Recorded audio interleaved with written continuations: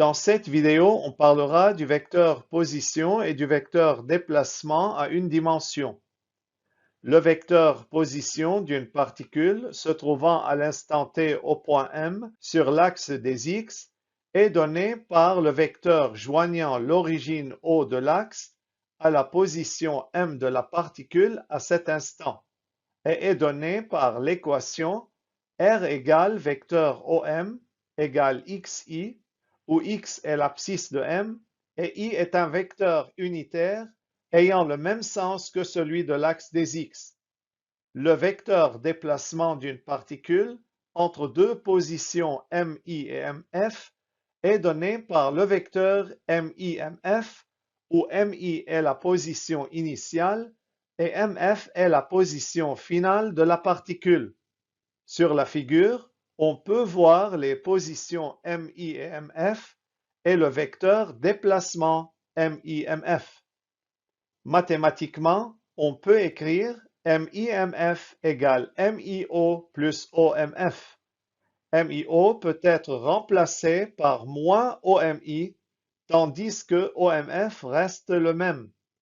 En écrivant les vecteurs OMI et OMF en fonction des abscisses correspondantes et du vecteur unitaire I, on obtient XF moins XI facteur du vecteur I, ce qui est égal à delta XI, où delta X égale l'abscisse finale XF moins l'abscisse initiale XI et veut dire variation de l'abscisse et correspond au changement de position de la particule. Par conséquent, le déplacement est défini comme étant le changement de position.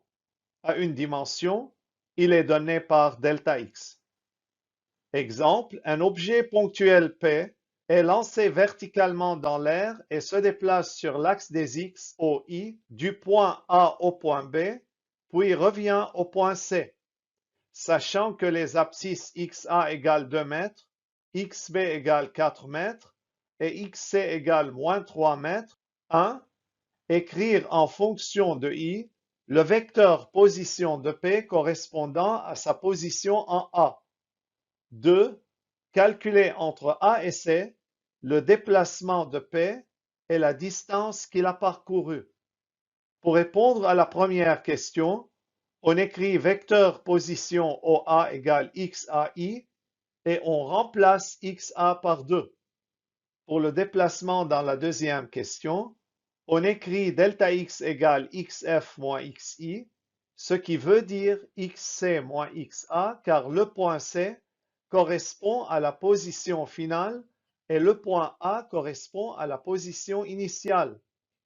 On remplace ces abscisses par leurs valeurs et on obtient moins 5 mètres. Ça veut dire que globalement, l'objet s'est déplacé de sa position initiale de 5 mètres dans le sens négatif. Pour calculer la distance parcourue, on doit diviser le mouvement en plusieurs phases, chacune correspondant à un mouvement dans un sens unique. Ainsi, dans notre cas, la distance parcourue par l'objet entre A et C est égale à celle parcourue entre A et B, plus celle parcourue entre B et C.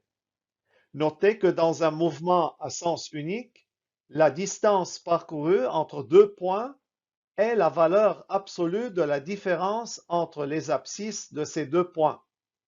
Par conséquent, DAB égale valeur absolue de XB moins XA et DBC égale valeur absolue de XC moins XB. En remplaçant les abscisses par leurs valeurs, on obtient 9 mètres.